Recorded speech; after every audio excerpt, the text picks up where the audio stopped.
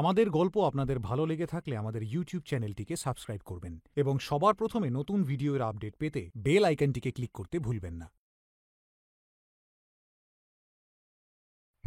কিন্তু কেন মা, তুমি সবসময় ওখানে আমাদের যেতে বারণ কেন করো? আমাদের গ্রাম ওখানে, আমাদের জমি জমা রয়েছে, তার উপর এত বড় একটা বাড়ি এমনিই পড়ে রয়েছে। বাবা, ওটা কোনো বাড়ি নয়, ওটা একটা অভিশপ্ত জায়গা। আমি তোকে ওখানে যেতে দিতে পারি না। মা, আমি ওখানে থাকতে যাচ্ছি না, আমার টাকার ভীষণ প্রয়োজন। ওই বাড়িটাকে বিক্রি করতে পারলে অনেক টাকা পেয়ে যাব আমরা। যেতে তো আমাকে হবেই মা। বাবা, আমি বললাম তো ওটা কোনো বাড়ি নয়, অভিশপ্ত জায়গা। ওটা তুই অন্য কাউকে বিক্রি করে মুক্ত হতে পারবি না। ওটায় আমাদের বংশ নিঃশেষ করার অভিশাপ রয়েছে। তোকে বাঁচানোর জন্যই তো ওখান থেকে আমি এখানে এসেছি, আর তুই আবার ওখানেই যেতে চাইছিস? মা, এ তো অনেক বছর আগেকার কথা। পূর্বপুরুষদের মাঝে যে লড়াই হয়েছিল সে তো আগেই শেষ হয়ে গেছে। ওই বাড়ির উপর আমাদের সাথে সাথে নীতিশ দাদারও অধিকার রয়েছে। আমি কালকেই সব পেপার রেডি করছি। দাদার সাথে গিয়ে ওই বাড়িটা আমরা বেচে দেব। একবার ভালো করে ভেবে নে বাবা। মা, আমরা ভেবে নিয়েছি, কিন্তু ওনারা সম্পত্তির জন্য লড়েছিল, ঠিক আছে, তাতে কি? আমরা দুই ভাই তো এক, তাই না? রাহুল মায়ের একটাও কথা শুনল না, আর ওর দাদা নীতিশের সাথে গ্রামের উদ্দেশ্যে বেরিয়ে পড়ল। দুজনেই গাড়ি করে যাচ্ছিল। একটা মাইলস্টোন দেখতে পেল তারা। 2 কিলোমিটার পরেই হচ্ছে পর্বতপুর। দাদার কিছুক্ষণেই পৌঁছে যাব, গ্রাম প্রায় চলেই এসেছে। রাহুল যেই কথাটা বলল, সাথে সাথে ওদের গাড়িটা জঙ্গলের মাঝেই বন্ধ হয়ে গেল। রাহুল আবার গাড়িটাকে স্টার্ট করার চেষ্টা করল, কিন্তু কিছুতেই স্টার্ট করতে পারল না। রাহুলের ঘড়িতে প্রায় তখন রাত 10টা বাজে। নীতিশ আর রাহুল একে অপরের দিকে তাকিয়ে দেখল। আমার মনে হয় গাড়ি থেকে নেমে আমাদের গাড়িটা ঠিক করা উচিত। দুজনেই গাড়ির বনেট খুলে সেটাকে ঠিক করার চেষ্টা করতে শুরু করলো, কিন্তু গাড়ি স্টার্ট হলো। বলছি, রাহুল, আমরা গ্রামের অনেক কাছাকাছি এসে গেছি। হেঁটেই না হয় বাড়িতে পৌঁছে যাই আমরা। কাল সকালে এসে না হয় গাড়িটাকে ঠিক করা যাবে। নীতিশের কথায় রাহুল গাড়িটাকে লক করলো আর নিজের ব্যাগ তুলে নীতিশের পেছনে পেছনে হাঁটতে থাকলো। তখনই ওর হঠাৎ মনে হলো পেছন থেকে ওর একটা ছায়া বেরিয়ে গেল। ও ঘাড় ঘুরিয়ে পেছনে তাকিয়ে দেখলো ওখানে কেউ নেই। ঠিক তখনই একটা পেঁচা উড়ে এসে ওর মাথার উপরে বসলো। ও পেঁচাটাকে তাড়ানোর চেষ্টা করলো। নীতিশ ওর দিকে তাকিয়ে অবাক হয়ে হাসতে শুরু করলো। দুজনে যেই গ্রামের ভিতরে গিয়ে ঢুকলো, সবকটা শিয়াল একসাথে চেঁচাতে শুরু করলো। রাহুলের এই সবকিছু অদ্ভুত লাগছিল। রাতের নিস্তব্ধতা ক্রমশ গভীর হচ্ছিল। কিছু দূর হাঁটার পরই ওরা দুজন সে বাড়ির সামনে গিয়ে পৌঁছলো। আকাশে চলে গিয়ে বাড়ির গেটের মধ্যে পুরনো একটা জঙ্গলের তালা লাগানো ছিল, আর গেটটা চারিদিক থেকে জঙ্গলি লতা পাতায় ভরে গেছিল। দুজনেই আশেপাশে তাকিয়ে সাহায্য খোঁজার চেষ্টা করলো, কিন্তু বেশি রাত হয়ে যাওয়ার কারণে ওরা কোনো সাহায্য পেল না। ঠিক সেই সময় দুই ভাই মিলে জঙ্গলি লতা পাতাগুলো হাত দিয়ে সরিয়ে দিল আর বাড়ির গেট খুলে বাড়ির ভেতরে ঢুকে পড়ল। তখন ঠিক রাত 12টা বাজে।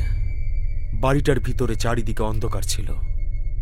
ওরা নিজেদের কাছে থাকা টর্চটা যেই জ্বালালো, দেখতে পেল অনেক বাদুড় ওদের মাথার ওপর দিয়ে উড়ে চলে গেল। আরে রাহুল, ভয় পাস না। আসলে বাড়িটা অনেকদিন ধরে বন্ধ ছিল, তাই বাদুড়গুলো এখানে নিজেদের বাসা বানিয়ে ফেলেছিল। টর্চের আলো ওরা লাইটের সুইচ থেকে যেই লাইটটা অন করলো, মনে হলো যেন ওদের সামনে থাকা দোলনা থেকে কেউ একটা উঠে চলে। দোলনাটা তখনও ঘুরছিল। ওরা একে অপরের দিকে অবাক হয়ে তাকালো। দুজনেই চারিদিকে দেখছিল। বাড়িটা পুরো খুব সুন্দর করে সাজানো ছিল। চারিদিকে নানান রকমের ছবি লাগানো ছিল। ছবিগুলো পুরনো ইতিহাসের কথা মনে করাচ্ছিল। ওদের পূর্বপুরুষরা খুব বড় লোক ছিল, কিন্তু একটা অবাক করার ব্যাপার হলো কারোর মুখের ওপরই কিন্তু হাসি ছিল না। সবার মুখেই যেন দুঃখের ছাপ। একটা পাশে একটা খালি ফটো ফ্রেম লাগানো ছিল। রাহুল অবাক হয়ে সেই ফটো ফ্রেমটার দিকে তাকিয়েছিল। নীতিশ ওখানেই থাকা একটা কাপড়কে সামনে থেকে সরিয়ে দিল, আর ওখানেই আশেপাশের জায়গা ঝেড়ে ঝুড়ে নিজেদের শোয়ার জায়গা বানিয়ে দিল। রাহুল, আমরা আপাতত এখানেই শুই, বড় সকালে উঠে দেখা যাবে কি করব। রাহুল এখনো সেই ফাঁকা ফটো ফ্রেমটার দিকেই তাকিয়েছিল। দুজনে সবে শুয়েই ছিল। তখনই সব ফটো ফ্রেম থেকে উধাও হয়ে গেল। তখনই রাহুল নিজের পায়ের কাছে কিছু একটা অনুভব করল। ওকে যেন কেউ জাগানোর চেষ্টা করছে। ও ভয় পেয়ে বিছানায় উঠে বসল। সামনেই ওর একটা ছায়া বসেছিল। চলে যাও এখান থেকে, তোমার মৃত্যুর জাল বোনা হয়েছে। তুমি এখানে নিজের থেকে আসোনি, বরং তোমাকে এখানে নিয়ে আসা হয়েছে। কোনো একটা অঘটন ঘটে যাওয়ার আগে চলে যাও। ছায়াটা যেন রাহুলকে সতর্ক করছিল। আরো বেশ কিছু ছায়া ওখানে এলো, আর ওই ছায়াটাকে টেনে নিজেদের সাথে করে নিয়ে চলে গেল। রাহুল কিছুতেই বুঝতে পারছিল না যে এসব একসাথে এতগুলো ছায়াকে দেখে ওর অবস্থা খারাপ হয়ে গেছিল। নীতিশকে ওঠানোর জন্য মুখ যেই ঘোরানো, দেখতে পেল নীতিশ ওর জায়গায় শুয়ে নেই। ও চারিদিকে নীতিশকে খুঁজতে শুরু করল। দাদা, নীতিশ দাদা, কোথায় তুমি? এখানে কিছু একটা গন্ডগোল আছে, আমাদের এখান থেকে চলে যাওয়া উচিত। এটা বলার সাথে সাথে ওর চোখে জল চলে এলো, কিন্তু নীতিশ ওখানে আসলো না। ও পাগলের মতো সারা ঘরে ওকে খুঁজতে শুরু করলো, কিন্তু কোথাও নীতিশকে খুঁজে পেল না। তখন সিঁড়ি থেকে কারো নিচে নামার আওয়াজ পেল। ও দৌড়ে সিঁড়ির কাছে পৌঁছলো, কিন্তু সেখানেও কাউকে খুঁজে পেল না। ও তাড়াতাড়ি নিজের পকেট থেকে মোবাইলটা বের করলো আর নীতিশের নাম্বারটা ডায়াল করলো, কিন্তু ওর মোবাইলেও নেটওয়ার্ক ছিল না। তখনই ওর চোখ আশেপাশে থাকা ফটো ফ্রেমগুলোই করলো। সবকটা ফটো ফ্রেম ফাঁকা ছিল, আর যে একটা ফটো ফ্রেম প্রথমে ফাঁকা ছিল সেখানে দেখলো ওর নিজের ছবি লাগানো রয়েছে। রাহুল ওই ছবিটার কাছে পৌঁছানোর পর দেখতে পেল ওতে লেখা রয়েছে জন্মের তারিখ 26 এপ্রিল 1983 আর মৃত্যু 22 এপ্রিল 2023। এটা দেখে ও অবাক হয়ে গেল। 22 এপ্রিল? এটা তো আজকেরই দিন। এটা কি করে পসিবল? আমি তো এখনো বেঁচে আছি।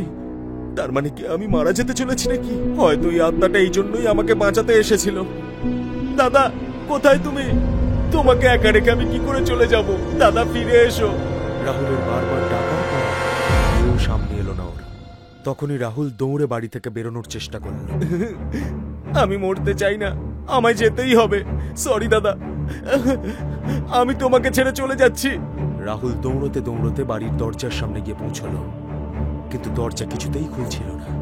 ও বারবার চেষ্টা করছিল, দরজায় ধাক্কা মারছিল, কিন্তু দরজা কিছুতেই খুলছিল না। ও এবার বিশ্বাস করে ফেলেছিল যে এই বাড়িতেও বন্দী হয়ে গেছে। ও বারবার নীতিশের নাম নিয়ে ওকে সাহায্যের জন্য ডাকতে থাকলো।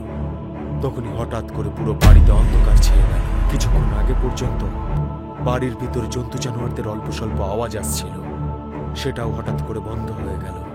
পুরো বাড়িতে নিস্তব্ধতা ছেয়ে গেছিল।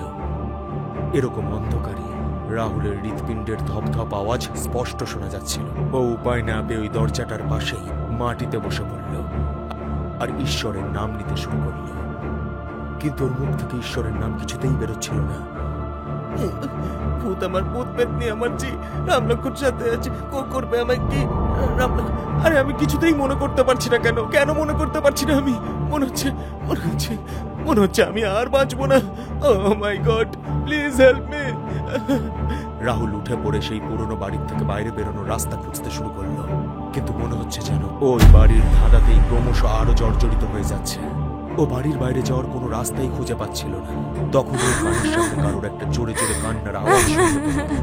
ও ঘড়ির দিকে তাকিয়ে দেখলো তখন প্রায় 2টো বাজে। এবার ওই ভুতুরে বাড়িতে ভয় পেতে শুরু করেছিল। কান্নার আওয়াজটা ক্রমাগত বেড়েই চলেছিল।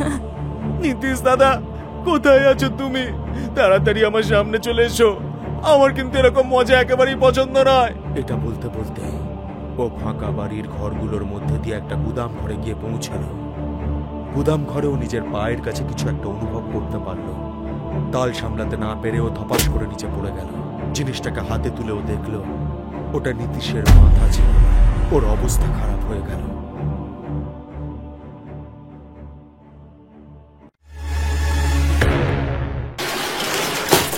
আমাদের গল্প আপনাদের ভালো লেগে থাকলে আমাদের ইউটিউব চ্যানেলটিকে সাবস্ক্রাইব করবেন এবং সবার প্রথমে নতুন ভিডিওর আপডেট পেতে বেল আইকনটিকে ক্লিক করতে ভুলবেন না।